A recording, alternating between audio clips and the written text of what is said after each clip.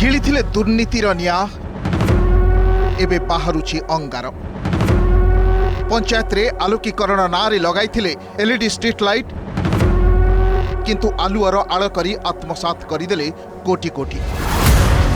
ନା ଜଳୁଛି ବିଜୁଳି, ନା ପୈଠ ହୋଇଛି ବିଦ୍ୟୁତ୍ ବିଲ୍। ମେଣ୍ଟେନାନ୍ସ ଅଭାବରୁ କେଉଁଠି ଖୁଣ୍ଟ ନଈ ପଡ଼ିଲାଣି ତ ଆଉ କେଉଁଠି ବଲ୍ବର ଦେଖା ନାହିଁ। ଏ ଚିତ୍ର ନୟାଗଡ଼ର।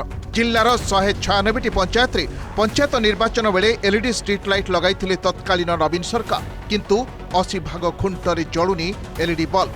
ବାକି ପଡ଼ିଛି ଲକ୍ଷ ଲକ୍ଷ ଟଙ୍କାର ବିଜୁଳି ବିଲ୍। କେବଳ ନୟାଗଡ଼ ନୁହେଁ, କେନ୍ଦୁଝର ଜିଲ୍ଲାରେ ବି ପ୍ରାୟ ସବୁ ପଞ୍ଚାୟତରେ 10ଟି ଲେଖାଏଁ ଷ୍ଟ୍ରିଟ୍ ଲାଇଟ୍ ଲଗାଯାଇଥିଲା। ତତ୍କାଳୀନ ସରକାରଙ୍କ ବୋଲକରା ସାଜିଥିବା କିଛି ସରପଞ୍ଚ ନିଜେ ନିଜେ ସ୍ଥାନ ନିରୂପଣ କରି ଲାଇଟ୍ ଲଗାଇଥିଲେ, କିନ୍ତୁ ବତିଗୁଲ। ଏହା ପଛରେ ବଡ଼ ଦୁର୍ନୀତିର ସୁରାକ ପରେ ଗତକାଲିଠୁ ପଞ୍ଚାୟତକୁ ପଞ୍ଚାୟତ ଯାଇ ଖାଣ୍ଟୁଛି ଭିଜିଲାନ୍ସ ଟିମ୍। ଯେତେବେଳେ ଲାଇଟ୍ ଲଗେଇଲା ଭାବିଲୁ ଆମେ ଯାଉ ଗୋଟେ ସାହିରେ ଆମର ଭଲ ଲାଇଟ୍ ଲାଗିଲା ଭଲ ହେବ ବୋଲି, କିନ୍ତୁ ମାସେ ଜଳିନି ସେ ଆପେ ଆପେ ବନ୍ଦ ହେଇଗଲା। এটা ବହୁତ ପୁରା ନିମ୍ନମାନର ଜିନିଷ ଦେଇଛନ୍ତି। 2022-23ରେ ଯେଉଁ ସେନ୍ସର ଷ୍ଟ୍ରିଟ୍ ଲାଇଟ୍ ଦେଇଥିଲେ, ସେ ଆମ ଜିପିରେ 10ଟି ଷ୍ଟ୍ରିଟ୍ ଲାଇଟ୍ ଲାଗିଥିଲା। ସେ ଯେଉଁ ସେନ୍ସର ଲାଇଟ୍ ଦିଆଯାଇଥିଲା ସେଠାରୁ ଅଧାଧିକ ଲାଇଟ୍ ଜଳୁନାହିଁ। ଇଲେକ୍ଟ୍ରିକ୍ ବିଲ୍ ଦେବା ପାଇଁ ବାଧ୍ୟ ହେଉଛୁ। ସେନ୍ସର ଷ୍ଟ୍ରିଟ୍ ଲାଇଟ୍ ବାବଦରେ ମହା ଦୁର୍ନୀତି ହେଇଛି। ପ୍ରଶାସନ ତରଫରୁ ସବୁ ପ୍ରକାରର ସାହାଯ୍ୟ କରାଯାଉଛି।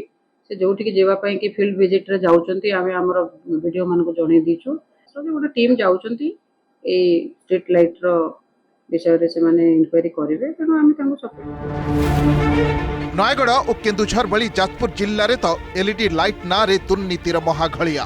ଜିଲ୍ଲାର 10ଟି ବ୍ଲକ ମଧ୍ୟରୁ ବଡ଼ଚଣା ଏବଂ ଧର୍ମଶାଳାକୁ ଛାଡ଼ିଦେଲେ ଯାଜପୁର, ବରୀ, ବିଞ୍ଝାରପୁର, କୋରେଇ, ସୁକିନ୍ଦା, ଦାନଗଦି ଆଦି ସ୍ଥାନରେ ବିଦ୍ୟୁତ୍ ବିଭାଗୀୟ ଟିମ୍କୁ ଧରି ଖୋଳତାଡ଼ ଚଳାଇଛି ଭିଜିଲାନ୍ସ ଟିମ୍। ପଞ୍ଚଦଶ ଅର୍ଥ କମିଶନଙ୍କ ଅନୁଦାନରୁ ପ୍ରାୟ 8 କୋଟି ଟଙ୍କାକୁ ଆଖିବୁଜି ହଡପ କରାଯାଇଥିବା ଅଭିଯୋଗ କରାଯାଇଛି। ଆଉ ବିଦ୍ୟୁତ୍ ବିଲ୍ ବାବଦକୁ ତ ପଡ଼ି ରହିଛି ଲକ୍ଷ ଲକ୍ଷ ଟଙ୍କା। ଏଭଳି ଅନିୟମିତତା ଏବଂ ଏହା ପଛରେ ବଡ଼ ଘୋଟାଲା ଜାଣିବା ପରେ ଯାଜପୁର ଜିଲ୍ଲାର 10ଟି ବ୍ଲକରେ ଭିଜିଲାନ୍ସ ରେଡ୍ କରୁଛି। ତା ସହ ଆଜି 6 ଠିକାଦାରଙ୍କୁ ଧରି ଭିଜିଲାନ୍ସ ଖୋଳତାଡ଼ କରୁଛି।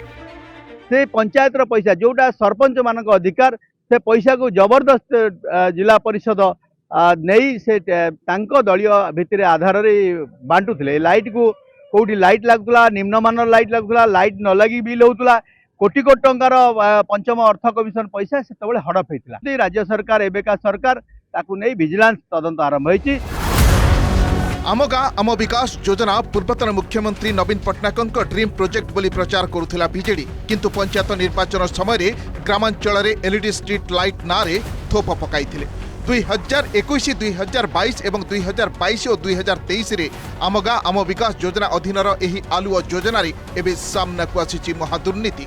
ତଦନ୍ତ ବେଳେ ଟେଣ୍ଡର ଗାଇଡଲାଇନ୍ସ ନିୟମ ଉଲ୍ଲଂଘନ କରିଥିବା ସୂଚନା ମିଳିଛି।